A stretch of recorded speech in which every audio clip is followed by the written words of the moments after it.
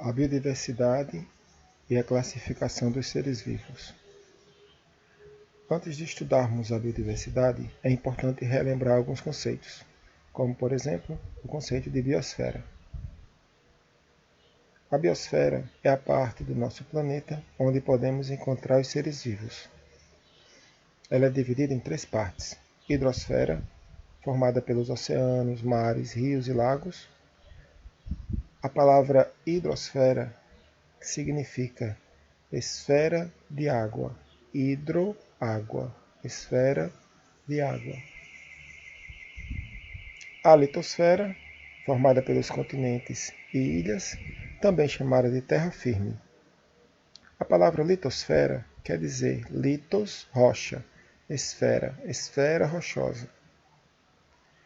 E a atmosfera, que é a camada de gases que envolve o nosso planeta. Atmos quer dizer gases. O conceito de biodiversidade significa o conjunto de seres vivos que vivem em um determinado lugar. Plantas, animais e micro-organismos. Bio, vida, diversidade da vida.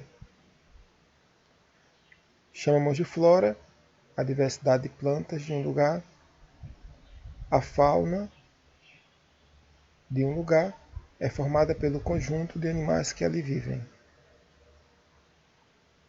Conceito de ecossistema. Um ecossistema é formado pela interação entre os fatores bióticos e abióticos, entre os fatores vivos e não vivos. A biodiversidade ela está organizada em níveis de complexidade. O nível mais básico é o nível de espécie. Vários indivíduos da mesma espécie que vivem em um determinado lugar formam uma população. Várias populações de um determinado lugar formam uma comunidade. Isso quer dizer que é uma comunidade que é formada por várias populações. O ecossistema é formado por várias comunidades. Então, um conjunto de várias comunidades de um local é chamado de ecossistema. Classificação dos seres vivos. A biodiversidade só pode ser estudada quando usamos um método científico de pesquisa. Um ponto importante desse método é que para atingir seu objetivo é preciso delimitar o objeto de pesquisa. Isto é, não dá para você entender tudo de uma única vez e é preciso separar esse objeto de pesquisa por partes. A biodiversidade é muito grande e complexa. Para estudá-la, devemos agrupar os seres vivos em categorias taxonômicas. Quando queremos classificar um grupo ou uma coisa, usamos sempre um critério, que é uma característica comum ao grupo. Por exemplo, podemos agrupar os alimentos em nossa casa em perecíveis e não perecíveis. Os alimentos não perecíveis são aqueles que não apodrecem ou não estragam com prazo de validade maior. Isto é, pode ser mantido ou guardado fora da geladeira. E temos também o grupo dos alimentos que são perecíveis, que são aqueles que, se não forem guardados dentro de uma geladeira ou de um freezer, vão apodrecer mais rápido. Então, os alimentos perecíveis, eles requerem um processo de conservação para durar mais tempo.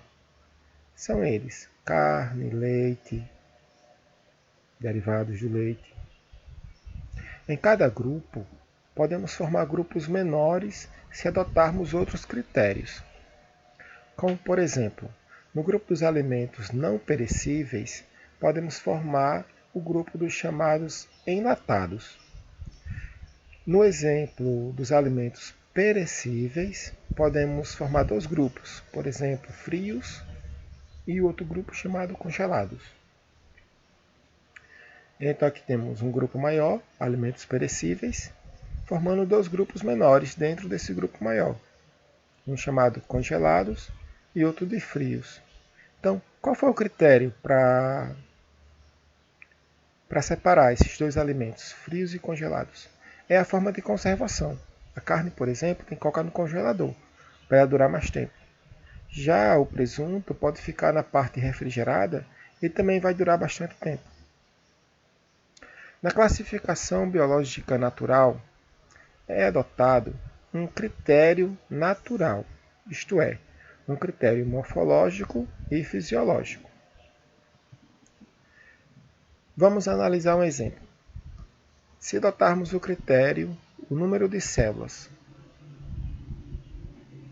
nós teríamos seres vivos que são formados por uma única célula, chamados de unicelulares, e seres vivos formados por milhares de células, chamados pluricelulares. Vale lembrar que esse critério de classificação é o número de células. Um exemplo de ser vivo unicelular é um protozoário. Para você poder ver um protozoário, tem que ter um microscópio. Você tem que utilizar um microscópio para ver esse ser vivo. Dentro do grupo dos unicelulares, nós podemos ter dois grupos menores, que é o grupo dos unicelulares procariotos, as bactérias, e o grupo dos unicelulares eucariotos, que é uma célula, pode ser um protozoário, é uma alga. Qual é o critério para separar esses dois grupos? A presença de núcleo. O critério aqui usado foi a presença de núcleo.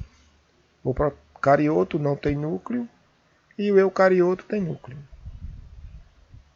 Dentro do grupo pluricelulares, nós temos seres vivos, em geral, bastante grandes e que raramente vai existir um que precise de um microscópio ou de uma lupa para ser visualizado, mas existe. Então, a maioria deles são macroscópicos, podem ser vistos a olho nu. Dentro desse grupo de celulares, nós temos os fungos, os animais e as plantas. Conceito de espécie. O que é uma espécie? Espécie é um grupo de seres vivos que podem cruzar e gerar descendentes férteis em condições naturais. Leão, ave do paraíso, tigre. Vale destacar que indivíduos da mesma espécie nem sempre são iguais, eles apresentam uma certa semelhança. Como você pode notar aqui no leão, o leão macho tem uma juba, a leoa não tem. A ave do paraíso, o macho tem plumas bem escandalosas, a fêmea não tem. Então, indivíduos da mesma espécie podem ser semelhantes, mas nem sempre são iguais, né? Podem apenas semelhantes. O que é mais importante nesse conceito é que eles podem cruzar e gerar descendentes férteis. O nome da espécie, a nomenclatura binomial, foi criada por Linneu, Carolus Linnaeus. Nessa nomenclatura, ela é chamada de nomenclatura binomial, porque utiliza-se dois nomes. Aqui nós temos o nome científico da espécie humana, Homo sapiens, formado por dois nomes. O primeiro nome é chamado de epíteto genérico e o segundo nome é chamado de epíteto específico. O nome da espécie são os dois epítetos. É preciso obedecer algumas regras para escrever o nome de uma espécie.